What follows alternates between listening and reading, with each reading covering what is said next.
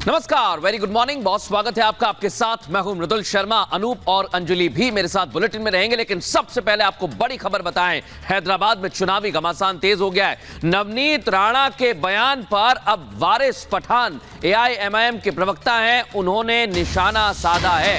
इस पर AIMIM की तरफ से असदुद्दीन ओवैसी भी पहले कह चुके हैं कि इस तरह के बयानों का संज्ञान लेना चाहिए। अब वारिस पठान ने निशाना साधा और कहा कि वो समझ गई हैं कि अमरावती से हार रही हैं, अमरावती से आनंद राज अंबेडकर जीत रहे हैं और उन्होंने कहा कि इस वजह से नवनीत राणा बौखला रही हैं। चुनाव आयोग से एक्शन लेने की मांग की। सुनवाते हैं जरा आपको। नवनीत राणा को इस मर्तबा समझ में आ गया है कि वो अमरावती से बुरी तरह से चुनाव हार रही है और अमरावती से आनंद राज अंबेडकर जी चुनाव भारी अक्सरियत के साथ जीत रहे हैं। ये जो उनको ये झटका पड़ा है, ये जो सदमा उनके दिमाग में लगा है, वो बर्दाश्त नहीं कर सक रही है और इस तरह के अनाप शनाप बातें करने लग गई। हम चाहेंगे कि इलेक्शन कमीशन इस बात का संज्ञान ले, इस स्टेटमेंट का संज्ञान ले और इनके खिलाफ सख्त से सख्त कार्रवाई करे। और आइए अब आपको दिखाते हैं कि आखिर क्यों नवनीत राणा का बयान एमआईएम पार्टी के जो लोग हैं उनको नश्तर की तरह चुभ रहे हैं। आखिर वो कौन सी बात है जिसके बाद अब प्रवक्ताओं को भी सामने आकर नवनीत राणा को कोसना पड़ रहा है। रिपोर्ट आपको दिखाते हैं।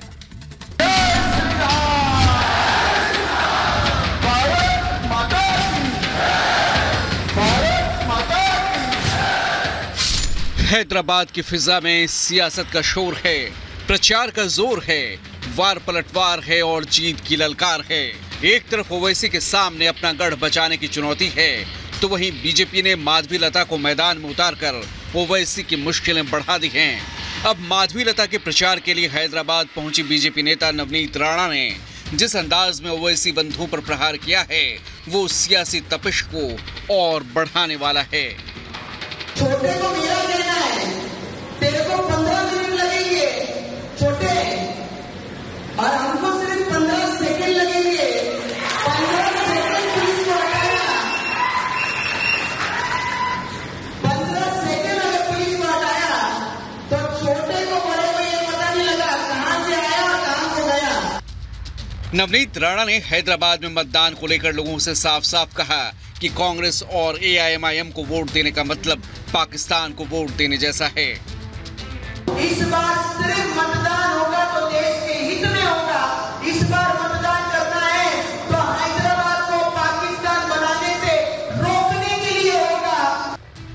ओवैसी के गढ़ में बीजेपी की जीत को सुनिश्चित करने के लिए बीजेपी के बड़े दिग्गज लगातार हैदराबाद में प्रचार करते आ रहे हैं। अमित शाह, JP नड्डा से लेकर अनुराग ठाकुर और नवनीत राणा तक सभी ने माधवीलता के लिए प्रचार किया और लोगों से परिवर्तन के लिए वोट मांगा। माधवीलता पहले ही अपने प्रचार के अंदाज को लेकर सुर्खियों में बनी हैं।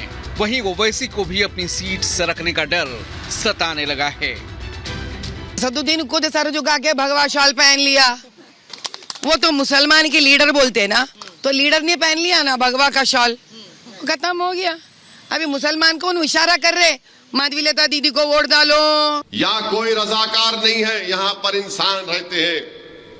जो रजाकार थे वो पाकिस्तान भाग गए, जो वफादार थे यहाँ पर ठहर कर 40 साल से RSS को हरा रहे हैं और अब के बार भी तुमको और मोदी को हराएंगे इंशाअल्लाह ताला। खुद माधवीलता जिस तरह यहाँ हिंदुत्व के मुद्दे को उठाकर प्रचार कर रही हैं, उसने सुर्खियां बटोरी हैं और अब नवनीत राणा ने ओवैसी बंधुओं के विवादास्पद बयान की याद दिलाकर पहले से ही गर्म सियासी फिजा में और गर्मी ला दी है। फिलहाल नवनीत राणा के बयान के बाद ओवैसी बंधुओं की प्रतिक्रिया का इंतजार है। Bureau report, Republic Bharat. और अगली खबर है बिहार के शेखपुरा से, जहां पर एक शख्स महिला के साथ बदसलूकी करने लगा। दरअसल दबंग शख्स महिला के साथ बदसलूकी कर रहा था। अपने बकाए पैसे को लेकर और मारपीट करने लगा, जिसके बाद बीच बचाव करने के लिए लोग वहां पर आए और लोगों को देखकर ये दबंग शख्स वहां से भागने लगा। देखिए किस तरह से मारपीट कर रहा है एक महिला के साथ। बकाया पैसे को लेकर ये शख्स मारपीट कर रहा है, बदसलूकी कर रहा है। जैसे ही लोग बीच बचाव के लिए वहां पर पहुंचते हैं, ये शख्स वहां से भागने की कोशिश करने लगता है। ये पूरा मामला बिहार के शेखपुरा से आप इस वीडियो में देख पा रहे हैं और किस तरह महिला से बदसलूकी हो रही है, सरेआम बदसलूकी हो रही है। जरा भी खौफ नहीं है कानून व्यवस्था का, आप देख सकते हैं। देखिए किस तरह से महिला को मारते पीटते ये शख्स नजर आ रहा है।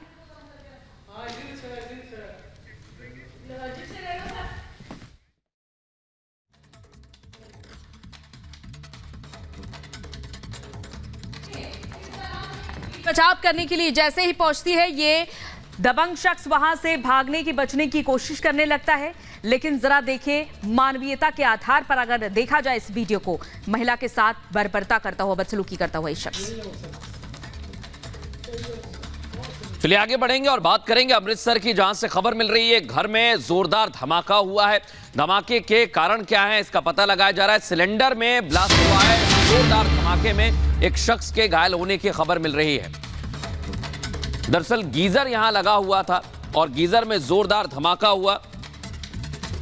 धमाके के बाद एकाएक अफरा तफरी का माहौल भी रहा। आपको दिखा रहे हैं धमाके में एक शख्स घायल हुआ है और विस्फोट की वजह से जो घरों की दीवार पर नुकसान हुआ है वो आप देख सकते हैं।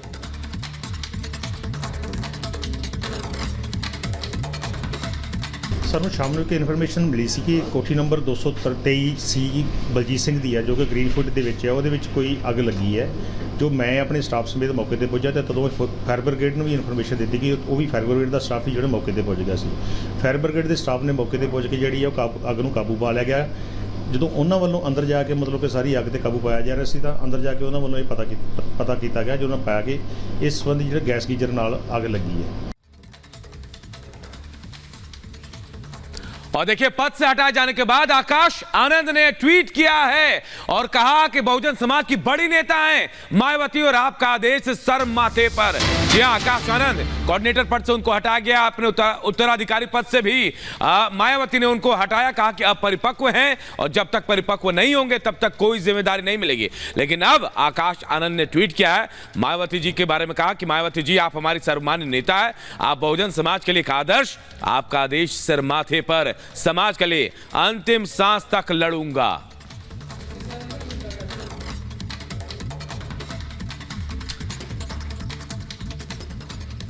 तो देखिए, यूपी की सियासत, दो बड़े दिग्गज नेताओं में एक दूसरे के खिलाफ सियासी वार पलटवार शुरू हो गया है। पहले अखिलेश यादव ने आकाश आनंद मामले को लेकर मायावती पर तंज किया, तो मायावती ने भी जवाब देने में कोई कोताही नहीं बरती। ये रिपोर्ट देखिए जरा।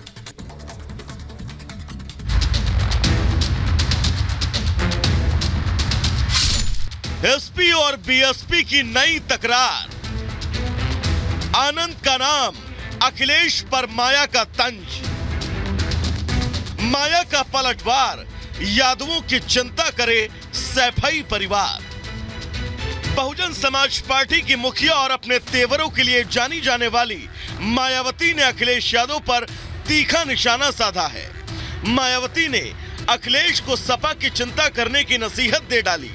आकाश आनंद मामले पर अखिलेश की टिप्पणी को बीएसपी सुप्रीमो ने समाजवादी पार्टी को दलित विरोधी सोच बताया है। दरअसल मायावती और अखिलेश की तूतू मैमे की कहानी उस समय शुरू हुई जब बीएसपी में आकाश आनंद को उनके पद से हटा दिया गया। इसी को लेकर अखिलेश ने बीएसपी पर चुटकी ली थी, जिसके बाद मायावती अखिलेश पर भड़क गई और सपा को उनके पुराने कारनामों की याद दिला दी। मायावती ने सोशल मीडिया प्लेटफॉर्म एक्स पर अपनी भड़ास निकाली और लिखा, बीएसपी संगठन में क्या कुछ चल रहा है, इस पर घोर दलित विरोधी सपा अगर कोई टिप्पणी व चिंता न करे तो बेहतर होगा। इसके बदले सपा नेतृत्व को चुनाव में उतारे गए उनके अपने परिवार व उनके यादव समाज के प्रत्याशियों का क्या हाल है, केवल इसकी चिंता करनी होगी, क्योंकि उन सब का हाल बेहाल है। सपा का चाल, चरित्र और चेहरा हमेशा की तरह आज भी जबरदस्त दलित, अति पिछड़ा व संविधान में इनको दिए गए आरक्षण आदि के अधिकारियों की विरोधी पार्टी का है। प्रमोशन में आरक्षण को खत्म करना तथा इस संबंध में बिल को संसद में फाड़ना आदि इनके ऐसे कार्य हैं जिसे माफ करना मुश्किल है।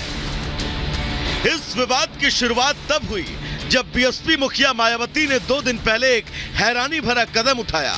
मायावती ने अपने भतीजे आकाश आनंद को बीएसपी के नेशनल कोऑर्डिनेटर पद से हटा दिया। इसके अलावा उन्होंने आकाश को अपने उत्तराधिकारी बनाने का फैसला भी वापस ले लिया। बीएसपी के अंदर इसी उथल पुथल पर अखिलेश यादव ने टिप्पणी की थी। अखिलेश ने इशारों में बीएसपी पर बीजेपी से मिले होने का आरोप लगा दिया।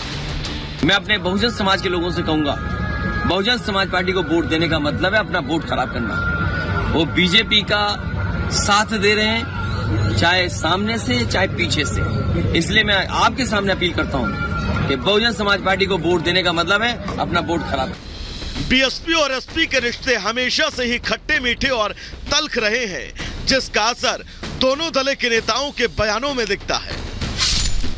दरअसल साल 2019 में बीएसपी एसपी के बीच चुनावी गठबंधन था। लोकसभा चुनाव दोनों दलों ने मिलकर लड़ा। चुनाव परिणाम के बाद दोनों का गठबंधन टूट गया। गठबंधन टूटने के बाद दोनों ने एक दूसरे के खिलाफ बयानबाजी की। अब आकाश आनंद के मुद्दे पर फिर दोनों दल एक दूसरे के आमने सामने हैं। यूपी में बीएसपी अकेले चुनाव लड़ रही है, वहीं एसपी कांग्रेस के साथ गठबंधन में चुनावी मैदान में है। मायावती का कोर वोटर दलित है, जिस पर अखिलेश भी डोरे डालने की कोशिश कर रहे हैं। इसीलिए आकाश आनंद के नाम पर दोनों नेता एक दूसरे के खिलाफ अब मोर्चा खोल चुके हैं।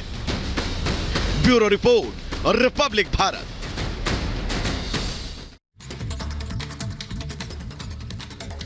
आगे बढ़ेंगे और इस समय खबर मिल रही है आंध्र प्रदेश से, जहां पर एक बड़ी कार्रवाई की है और भारी मात्रा में कैश बरामद किया गया है। 8 करोड़ रुपए कैश बरामद किए गए हैं। आंध्र प्रदेश का एनटीआर जिला, जहां ये बड़ी और अहम कार्रवाई की गई है। चुनावों के दौरान इतनी बड़ी संख्या में नकदी कहां ले जाई जा रही थी, इसकी अब पड़ताल में जुट गई है पुलिस की टीम। लेकिन जो पैसे बरामद किए गए हैं वो आप देखिए, 8 करोड़ रुपए, और चुनाव में कैश बांटने का शक है। पुलिस इस दिशा में भी जांच कर रही है। अनूप, ये तस्वीर आप देखिए, ये नोटों का बंडल 8 करोड़ राशि बताई जा रही है आंध्र प्रदेश के एनटीआर से बरामद की गई। क्योंकि चुनाव है, चुनाव के दौरान इस कैश की बरामदगी कई सवाल खड़े कर रहे हैं। आखिर ये पैसे किसके हैं, कौन है जो पैसे लेकर जा रहा था जहां से बरामदगी हुई है। अब इनको देखिए, आप इनको देखकर आप समझिए कि ये पहाड़ जो बंडल जो है ये 8 करोड़ रुपए के हैं और कहां जा रहे थे, ये सबसे बड़ा सवाल बन गया है। चलिए बढ़ते आगे और देखते हैं 2 मिनट में भारत।